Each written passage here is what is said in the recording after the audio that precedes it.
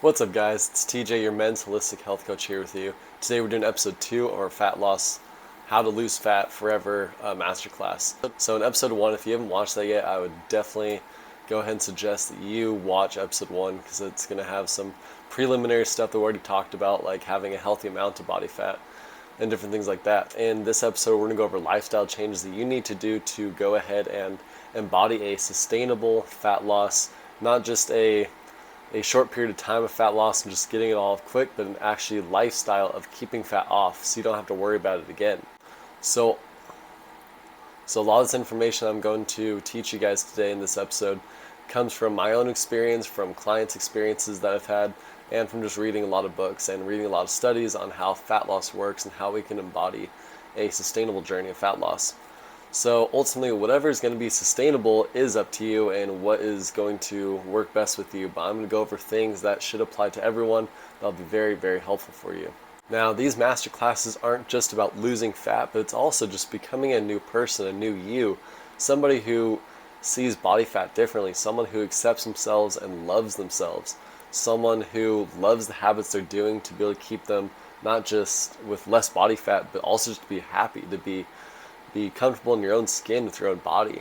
And that's what I want to help you to do is to embody that self-love, that self-acceptance, even while you're on the journey of maybe having an excessive amount of body fat that you just don't like, you really hate seeing it on you.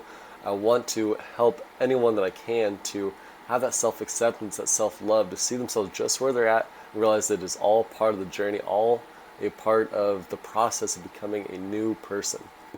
So a part of becoming a new person that embodies fat loss, is someone who is going to start seeing food and their relationship to it differently. And this masterclass today is going to show you how to take action with that, how to really look deep within you and to see where you're at with food. So right now you may have different thoughts and emotions that come up with food. I'm going to suggest healthy ways to see food to help your relationship with it. Notice the word healthy. And this is what I point out to lots of people, that I think we sometimes don't realize this, or we forget about it. But the word healthy has the word heal in it. And so when we choose foods, we should be choosing foods that help our body be an environment of healing, of love, of acceptance.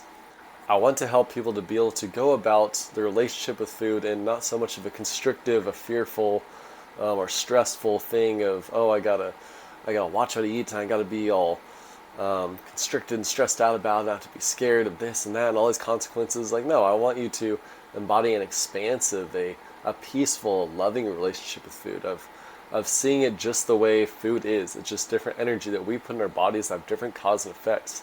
And it's very important to know what cause and effects those food will be having in our body. We can start looking at our relationship to food by being mindful of the thoughts and emotions that we have, not just while we're eating, but before we even pick up the food, before we even make it to the pantry. How are we feeling before we go to the pantry? Why did we choose to go to the pantry? Are we looking at our pantry, our fridge, because are our stomachs even ready for more food? Does our stomach feel full? Does it feel empty? And these are things that I ask myself when I go to my kitchen. Am I here because I'm stressed? Am I here because I'm bored? Am I here because I actually want to eat? Do I actually feel hungry? Because sometimes we go on autopilot, and sometimes we actually eat food because we have a stressful relationship with it. We think that we have a codependent relationship with it, where we think food is somehow going to relieve our stress. And maybe it does. Maybe it does for you, and it does help relieve that stress. But we want to find better habits that can help us to relieve stress without having to go to the pantry or the fridge and adding on more energy to our bodies that isn't necessary right now at this moment. So pay attention to the thoughts and emotions that you have before, during, and after you do this. And a lot of this process is going to take a lot of patience. And it doesn't mean you're going to be perfect overnight. This is going to have a lot of different emotions with it that are probably very uncomfortable as you really start to observe yourself. As you eat, you're probably going to beat yourself up because you're already full, but you're eating because you're stressed. It's going to take a lot of time to be patient with yourself and be able to start to change your old habits into new habits. So like for me personally, my downfall is salt. Now I love salt. Salt has a lot of benefits, but of course it's anything in excess is not good. And when I get stressed or when I get into those late night hours, I want salty. Sugary foods do not tempt me, but salt does. And I have to be aware of myself when I get home from work and maybe I've had a stressful day at work. I just want to pick up a bag of potato chips and just eat through the whole bag. I have to be aware of those emotions and thoughts going through me before I even pick up the bag. And if I do happen to pick up the bag and I eat a bunch of chips, is it beneficial for me to beat myself up? No, it's not. Because what's going to happen is we're going to beat ourselves up, we're going to feel down here, we'll feel better later, and then we're just going to keep going on this way where we're beating ourselves up and we're saying, oh no, I'm doing better, and blah, blah, blah. Instead, what we want to do, instead of beating myself up, I just simply observe. I go, okay, this is the cause and this is the effect. I was stressed, I ate a bunch of salty chips, and I wasn't even hungry, and now I've potentially put on more body fat because I'm eating in excess when my body doesn't need food right now. It's still busy digesting the last food I just ate. So what starts to break our old patterns, our detrimental patterns of eating, is awareness. Because as we can be aware of ourselves, the thoughts and emotions we're having as we're eating or before we're eating, then we start to have more of what's called compassion for ourselves. The more we observe, we see, oh, I eat this because of this, or my parents taught me to do this when I'm stressed, or I learned from so-and-so to do this. We're going to start to see all these old patterns, all these old emotions and thoughts come up. The key is just observation. And through that, we can have compassion for ourselves and we can start to invite new habits. Being mindful of our lives means to practice our ability of attention. Attention is our number one superpower. With our attention, we can put on different things to create, to love, to help. And it's very important that we put our attention to foods that will really benefit us and help us, because our attention is our energy. Whatever we put our energy to, it grows. And so we want to put our energy to food that's really going to help us. We want to put our energy into habits that are really going to help us to become a new person that does not accept excessive fat anymore. As someone who has a healthy amount of body fat and sees body fat in a healthy way, but is no longer going to have an excess amount of it unless it is, of course, needed. So what goes hand in hand with our relationship to food? Well, that would be our relationship to our bodies. Now, of course, I'm going to specify on our relationship to body fat. So how do you see body fat right now? I'm sure most of us, we hate it, we want it off. We're disgusted if we just look at our belly, hips, whatever, wherever the body fat in our bodies piles up. I'm sure we're disgusted by it, because that is a common thing that is portrayed in the media, that is portrayed by different people. And so we, of course, learn monkey sees, monkey does. But we need to start to change the way we see it, so that way we can accept ourselves as we are and move on to a new lifestyle. And so how can we see our body fat as different from the ways we're seeing it already that maybe are detrimental? For me, and the way I teach my clients, is to see body fat as stored energy, because that is really what it is. It's important to see it that way, because when we can see it this way, then we can realize that our body fat, the excessive body fat that we have, can now be used to help us implement new habits like exercise. So when we exercise, of course, we're using a lot of energy. We're using the body fat. And we want to be able to see it this way, so that way we can realize all the potential we have as human beings with all this excess energy that can help us to have the energy to reach to new heights and to do new things. When we start to see it this way, it's not as disgusting or as hateful as it once was. Instead, we can see this as, this is energy that my body has stored for later use. Let's go ahead and put it to use. How can I put it to use? Does my house need to be cleaned? Do I feel like going to the gym today? Can I exercise? Can I walk the dog?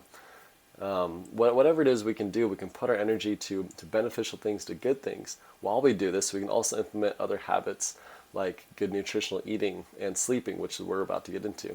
So one thing we can do to start eating more nutritious, more healthy foods is to realize what the junk food or the non-nutritious foods that we're eating are potentially doing to us, and the quality of life that we may be missing from eating foods that are not beneficial to us, foods that are more detrimental to us. An analogy I like to use is, take a frog, for example. You put a frog in a pot of water, and you start to slowly heat it up. And the frog at first is just going to think, well, it's just some warm water. I'm pretty comfortable here. No big deal. You slowly start to turn it up, and before you know it, eventually the water is boiling. But the frog is so used to the heat just slowly coming up that eventually it boils to death. Now, this analogy is pretty harsh, but junk food is, of course, as we can see here in America, it is slowly killing us. It's interesting because we wouldn't take a cyanide pill or something that would kill us instantly, because, of course, we would want to live. But we're okay with things that slowly kill us. I don't want to go about this with fear, but I want to go about this with love and realization, awareness that if we love our body so much, we love certain things in life so much, we love our kids, or we love our spouse, whatever it is, we need to be there for them. And being there for our families or for loved ones or for ourselves means eating healthy. Eating foods that incorporate healing into our body so that we can live a long, quality-filled life. So now that you have all this information about your relationship to food and nutritious eating, what do you start to do about it? What you start to do about it is you got to slowly implement new habits and to drop off the old habits that are no longer serving you. So for example, for the next 2 weeks, you could work on drinking less soda or no soda at all. And what is going to happen, I want to go ahead and pre-warn you guys, not to invoke fear, but to help you guys be prepared, is our taste buds are accustomed to eating high salt, high sugar, high fat. And when we start to drop away certain habits that we're so used to, it is similar to a drug addiction where we'll go through withdrawals. We'll want sugary things, we'll want the salty things. And so what we do here, and the way I like to teach people, is not to simply go cold turkey, because what usually happens when we go cold turkey, we say, okay, here's a strict diet, I'm going to dive right into it. We of course bounce back, because that's what our body's used to. So what you need to slowly do is to integrate good, healthy, sustainable habits.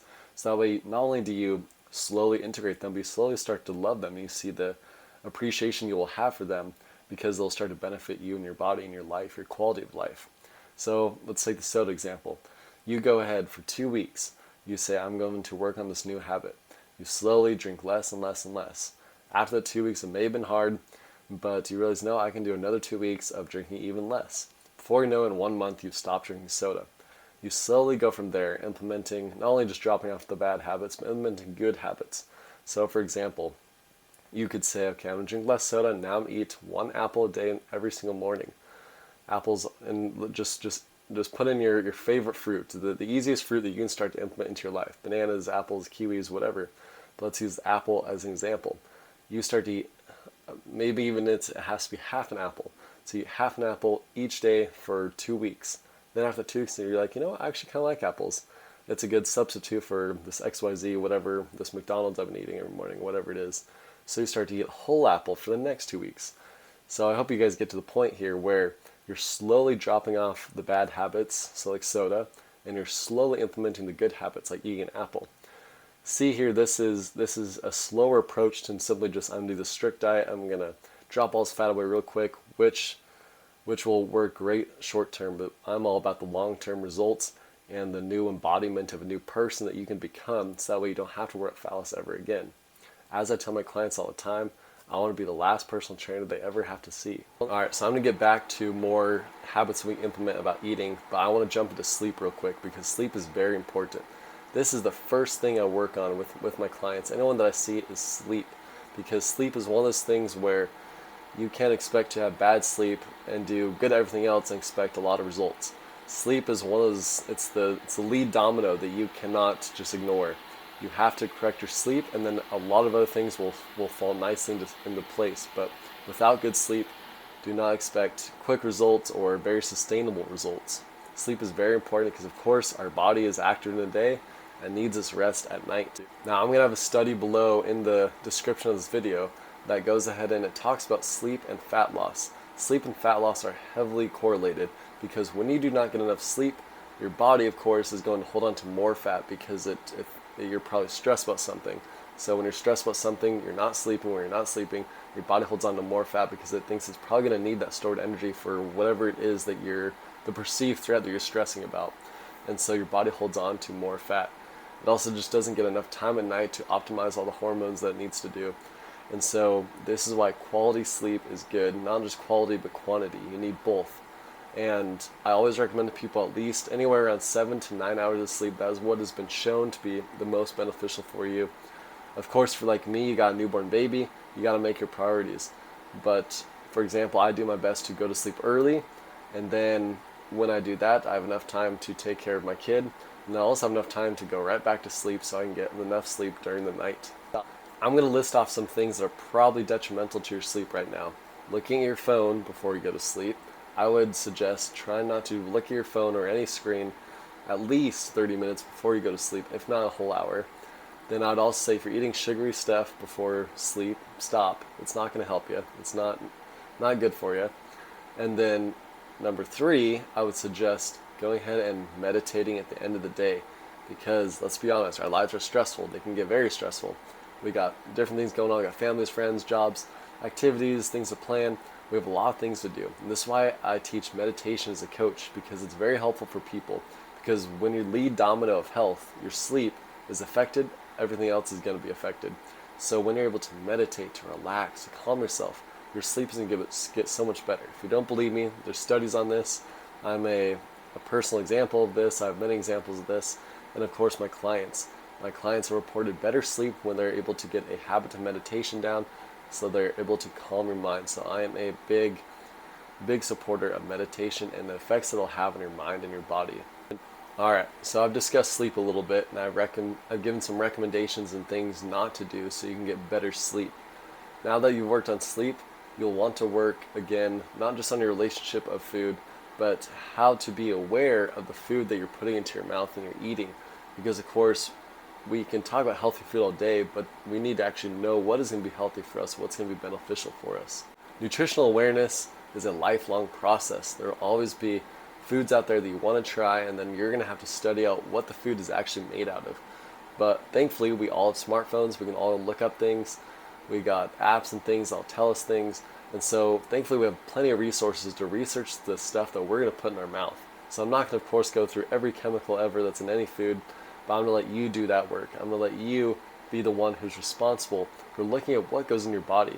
Because, of course, our bodies are made of what we eat, and so it's very important to be very nutritionally aware of what is going into us. Alright, so here's your basic nutrition label. Let's start from the top here. So for those of us that didn't know it yet, the serving size is what the food companies assume people eat in one serving. A classic sales tactic here is that you look at the calorie count and go, oh wow, this box of protein waffles is only 180 calories. That is just the calorie count of the serving size. So the real total calorie amount of the food in any given container is going to be the calories of a serving size multiplied by the number of servings contained within the package. So often one side is a percentage of the daily value of any given food ingredient. The daily values are determined by the FDA and are based off a 2,000 calorie daily intake, so keep that in mind. Of course, you eat more or less of 2,000 calories. On the bottom here, we got your vitamins and the amounts of vitamins contained in the container in the food. And when it comes to the ingredient list here, you'll need to study out, like I said earlier, you'll need to study out these ingredients individually to see what could be considered beneficial and not so beneficial for you. It's a lot of work, but it is definitely worth it. So on the ingredients list, it will always start with the most plentiful ingredient in the food, and then it's going to go from that to the least plentiful. So there's also something to pay close attention to. Sometimes, but not always, foods with a shorter ingredient list are going to be healthier for you. So, for example, an apple is a single ingredient, and it's a good whole food for you. Another tip is to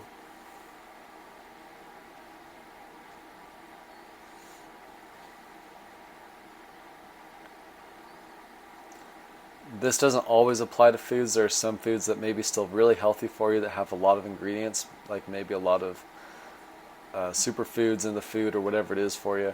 So this doesn't apply all the time, but applies to a lot of foods. And two other habits I'm going to go ahead and recommend is that if you want to really work on your serving sizes, the amount of food you're going to eat at any given one time, you can get smaller silverware. So if you get a smaller spoon and a smaller bowl or a plate of whatever it is you're eating, then that way you're eating less at any given time, and then you'll know better when you're actually full and when to stop eating. So if you get just smaller silverware, smaller dishware, that can really help. And then my next tip for you guys would be to eat the protein portion of any meal first, because it's really hard to overeat on protein, but it's very easy to overeat on carbs and fats.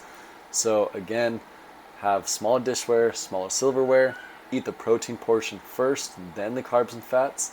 Eat until you're 80% full and then stop, because the food is going to have to make its way down your stomach before you're actually really full. Well, be sure to share this with your friends so we can help stop the obesity crisis that we have going on, and we can help people to not only lose fat, but to have a healthier relationship with their body and the foods that they choose to eat. Go ahead and subscribe and like if you found this very beneficial, so I can get boosted on the algorithm here to help more people who are just like you who need this help.